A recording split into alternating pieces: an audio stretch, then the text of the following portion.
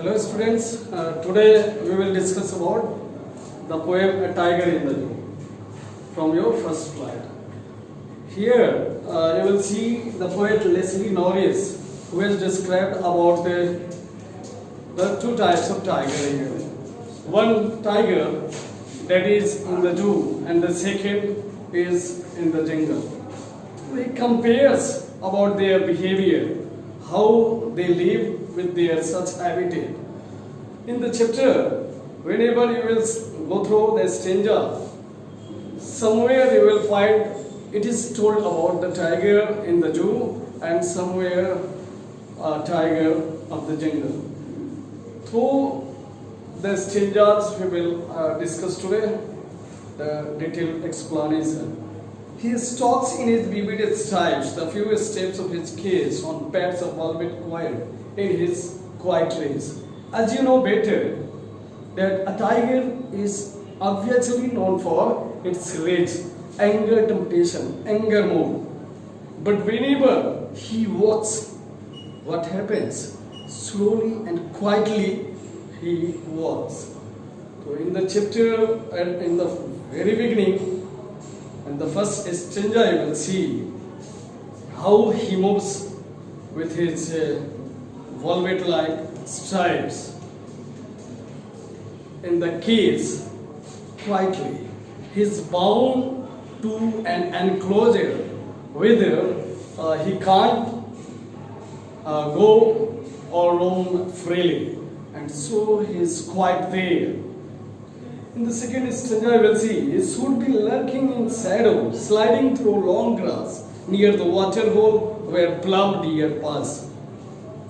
Through this stanza, the poet is talking about the tiger of that jungle who hides himself behind the shadows of the trees or the tall grasses and waiting for the plump of deer who used to go to drink water nearby the sources of water, whatever that is a stream, river, pond, whatever is there.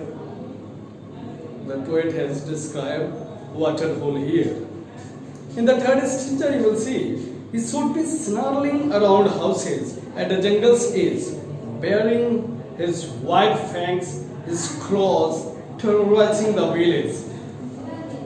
We all know a tiger who is ferocious. He is known very dangerous, a wild animal. Everybody is afraid with such kind of wild animal.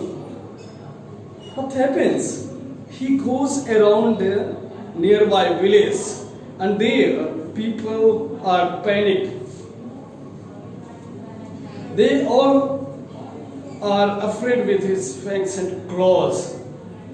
Nobody wants to go around that jungle edge. In the fourth stanza, you will see, but he is locked in a concrete cell. His strength behind bars, stalking the length of his cage, ignoring visitors. Now again, the poet discussed here about the tiger who is in the cell. He is in that zoo where there is a great boundary from which he could not go. And what happens there?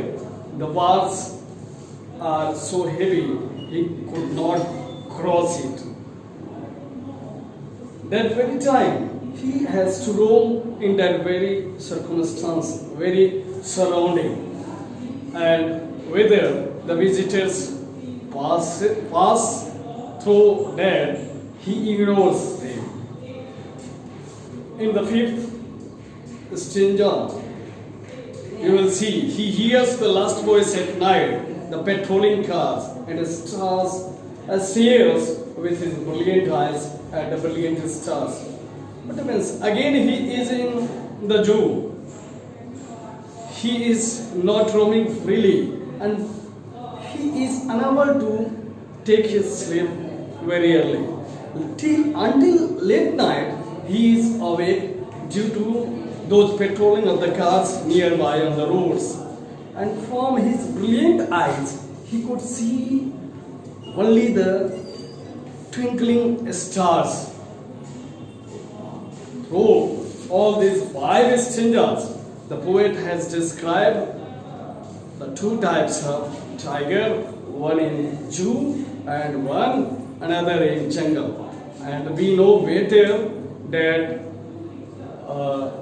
an animal who is living in jungle, that's his own habitat. He is surely free there, but in zoo they have to roam in a very circular regime, a very limit regime, and so he is not happy there. That's the end of the poem. Thank you.